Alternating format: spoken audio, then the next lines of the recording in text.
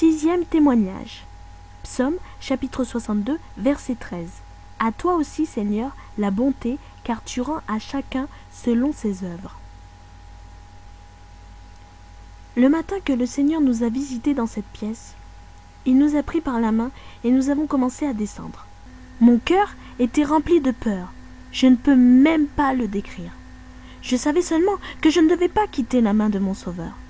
Je sentais que Jésus était ma vie, ma lumière, et tout mon espoir était en lui. Sans lui, j'aurais été laissée dans ce lieu. Je n'avais jamais pensé que j'irais dans cet endroit. Je ne croyais tout simplement pas qu'un tel endroit puisse exister. Même en tant que chrétien, j'avais toujours cru que le purgatoire était l'enfer. Mais Dieu m'a démontré la réalité de l'enfer. Arrivé en enfer, j'ai senti ce lieu trembler, et tous les démons qu'il y avait là couraient se cacher car aucun d'eux ne pouvait supporter la présence du Seigneur. Nous entendions les âmes captives crier encore plus fort, car elles savaient que Jésus de Nazareth était là. Elles savaient qu'il y avait une seule personne qui pourrait possiblement les sortir de là. Ils avaient cet espoir, même si c'était un faux espoir. Nous marchions main dans la main avec Jésus et sommes arrivés à la section de la fornication. Jésus s'est retourné pour regarder une femme totalement recouverte par le feu. Quand Jésus l'a vue, elle a commencé à sortir tranquillement du feu, mais ses souffrances ne cessaient point. Elle était nue et nous pouvions voir toutes ses caractéristiques physiques. Son corps était sale et sentait très mauvais. Ses cheveux étaient désordonnés et elle avait également de la boue vert jaunâtre sur son corps. Elle n'avait plus de yeux et ses lèvres tombèrent en morceaux. Elle n'avait plus d'oreilles, seulement les trous. Avec ses mains, dont les os étaient carbonisés, elle prenait la chair qui tombait de son visage et tentait de la remettre en place. Mais cela lui causait encore plus de douleur. Elle s'est alors mise à trembler et à crier plus fortement. Ses cris étaient interminables. Elle était pleine de vers et un serpent était enroulé autour de ses bras. Il était très épais et avait des épines autour de son corps. Cette femme avait aussi le chiffre 666 gravé sur son corps, le chiffre de la bête, mentionné dans le livre de l'Apocalypse. Elle portait également une plaque sur sa poitrine, faite d'un métal inconnu que le feu ne pouvait consumer. Sur cette plaque était écrit quelque chose dans une langue étrange. Mais nous comprenions ce qui était écrit. Nous lisions « Je suis ici pour fornication ». Quand Jésus l'a aperçue, il lui a demandé « Héléna, pourquoi es-tu ici ?» Tout en répondant à Jésus, son corps se tordait par la douleur de ses tourments. Elle lui dit qu'elle était ici à cause de la fornication. Elle ne cessait de demander pardon au Seigneur. « Pardon, Seigneur, pardon, Seigneur, pardon, Seigneur, pardon, pardon, pardon, Seigneur Jésus. Je te demande pardon. » Puis, nous avons commencé à voir l'événement de sa mort. Lorsqu'elle est morte, elle avait eu une relation sexuelle avec l'un de ses amants. Elle croyait que l'homme avec qui elle vivait était parti en voyage. Toutefois, il revint de son travail et la trouva au lit avec quelqu'un d'autre.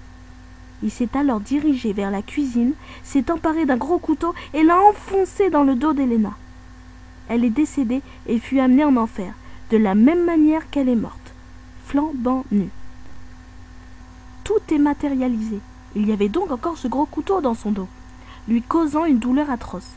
Elle était en enfer depuis 7 ans et pouvait se rappeler chaque instant de sa vie et de sa mort.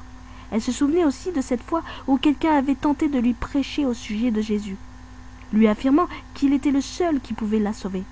Mais maintenant c'est trop tard pour elle et pour tous ceux qui sont en enfer. La parole de Dieu parle beaucoup de la fornication.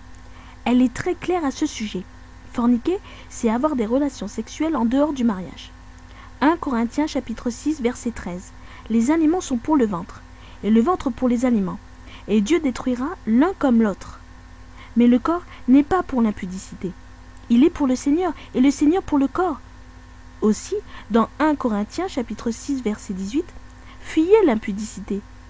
Quelque autre péché qu'un homme commette, ce péché est hors du corps. Mais celui qui se livre à l'impudicité pêche contre son propre corps.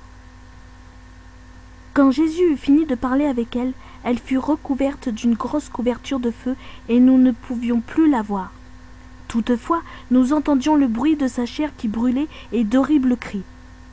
Je ne peux même pas les décrire avec des mots. Poursuivant notre marche avec le Seigneur, il nous montra tous les gens qu'il y avait là. Les idolâtres, ceux qui utilisaient et pratiquaient la magie, les immoraux, les adultères et les homosexuels. Nous étions si effrayés. Nous voulions tant quitter cet endroit. Mais Jésus continuait à dire qu'il était nécessaire que l'on voie tout cela, car nous pourrions en parler aux gens pour qu'ils puissent croire. Nous marchions donc avec Jésus, tenant sa main encore plus fortement. Nous sommes arrivés dans une section qui m'a fait une très grande impression. Nous avons vu un jeune homme de 23 ans suspendu à la taille au milieu du feu. Nous ne pouvions pas voir précisément quel châtiment il souffrait, mais nous voyions le chiffre 666 gravé sur lui. Il portait également une plaque métallique sur sa poitrine qui disait « Je suis ici pour être normal ». Lorsqu'il a vu Jésus, il a étendu sa main vers lui, implorant sa miséricorde. La parole de Dieu dit dans Proverbes, chapitre 14, verset 12. « Telle voie paraît droite à un homme, mais son issue c'est la voie de la mort. » Lorsque nous avons lu la plaque qui disait « Je suis ici pour être normal », nous avons demandé au Seigneur « Seigneur, comment ça ? Est-ce possible que quelqu'un vienne dans ce lieu pour cette raison ?» Puis Jésus lui a demandé « Andrew, pourquoi es-tu ici ?» Il a répondu « Jésus, lorsque j'étais sur la terre, je croyais que c'était seulement le vol et le meurtre qui étaient des péchés. Et c'est pour cela que je n'ai jamais tenté d'être près de toi. » Dans Psaume, chapitre 9, verset 18, il est écrit « Les méchants se tournent vers le séjour des morts, toutes les nations qui oublient Dieu. » Andrew a fait une grave erreur en classifiant les péchés comme plusieurs personnes de nos jours. La Bible est très claire lorsqu'elle affirme que le salaire du péché c'est la mort, mais que le don gratuit de Dieu c'est la vie éternelle. Romains, chapitre 6, verset 23.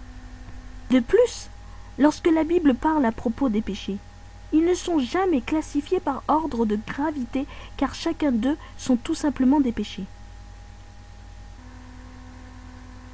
Andrew avait eu la chance de connaître et d'accepter Jésus, mais il n'a pas pris l'opportunité que Dieu lui a donnée.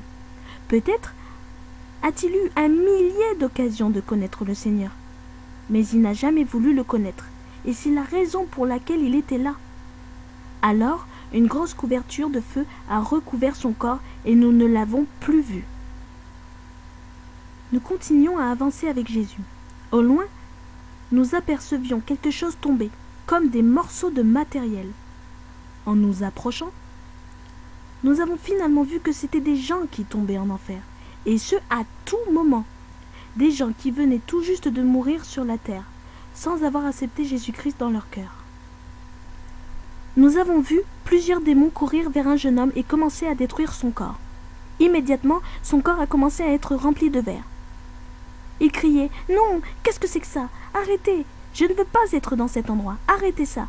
Ça ne peut être qu'un rêve. Sortez-moi de cette place. » Il ne savait même pas qu'il était mort et qu'il était mort sans Jésus dans son cœur. Les démons se moquaient de lui et ne cessaient de tourmenter son corps. Puis, le chiffre 666 est apparu sur son front et une plaque métallique sur sa poitrine. Même si nous ne pouvions pas voir pour quelle raison il était venu en enfer, nous savions assurément qu'il n'en sortirait jamais. Le Seigneur nous a expliqué que les tourments de tous ces gens en enfer seraient encore plus grands le jour du jugement. S'ils souffraient d'une manière horrible maintenant, je ne peux imaginer combien plus encore ils souffriront après le jour du jugement. Nous n'avons pas vu un seul enfant là. Nous avons seulement vu des milliers et des milliers de jeunes gens, hommes et femmes de différentes nationalités. Néanmoins, en enfer, il n'y a plus aucune nationalité ou niveau social. Tous y viennent pour être tourmentés et punis. Il n'y avait qu'une seule chose désirée par chacun d'eux, et c'était la chance de sortir ne serait-ce que pour une seconde. Ils désiraient aussi recevoir une seule goutte d'eau pour rafraîchir leur langue, comme l'histoire de l'homme riche dans la Bible. Luc, chapitre 16, verset 19. Mais ce n'était plus du tout possible. Ils ont choisi où ils voulaient passer leur éternité. Ils ont décidé de le passer sans Dieu. Dieu n'envoie jamais personne en enfer. tous y viennent par leur propre action. Dans Galates, chapitre 6, verset 7, « Ne vous y trompez pas, on ne se moque pas de Dieu. Ce qu'un homme aura semé, il le moissonnera aussi. » Vous avez cette grande opportunité de changer votre destinée éternelle. Jésus est encore disponible et la Bible dit que tant que nous avons la vie, nous avons l'espoir. Aujourd'hui, vous avez la vie. Ne manquez pas cette opportunité. Elle pourrait être la dernière. Que Dieu vous bénisse.